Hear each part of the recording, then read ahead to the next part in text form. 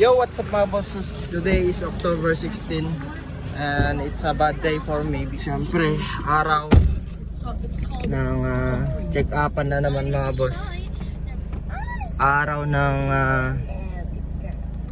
pagkadisgrasya ng ating kapatid. Araw ng pagkamatay po nung time na to, October 16. October 16, ito rin po yung anniversary ko sa SM dati mga boss. And hopefully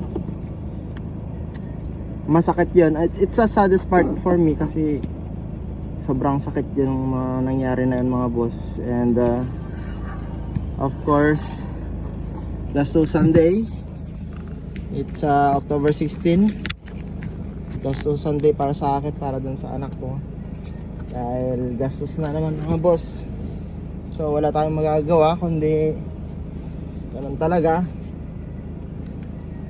Death anniversary pa ng aking kapatid. It's October.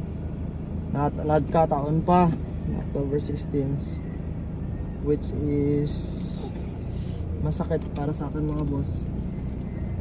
Dahil unang-una sa lahat, para akong kinurot. Ayan, magmaniobra lang tayo kasi aatras tayo. Ayan. Ready, focus muna tayo mga boss. Nandun yung asawa ko.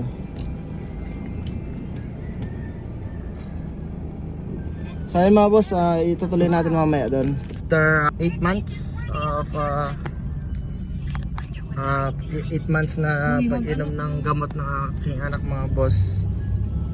And right now, tapos na to. Hopefully, sana maging okay na yung resulta ng x-ray. Yung kangalabasan po ng kanyang resulta. So sana matapos na para wala nang mga problema mga boss. Kasi isa din to sa mga expenses ko when it comes to everyday living. Kaya sana maging maayos yung resulta mga boss. Yun lang yung hiling natin para hindi na tayo pabalik-balik. At the same time yung gamot na papainom natin sana matapos na din mga boss. Kasi naawa na po ako dahil sa kakainom niya ng maraming gamot. Yan. Sana matapos na. Yun lang yung hiling ko ngayong October 16. And sana maging maayos lahat mga boss. Yun lang. So kita-kits tayo dun mga boss sa kung saan natin nagpapacheck up si Natalia sa Bernardino.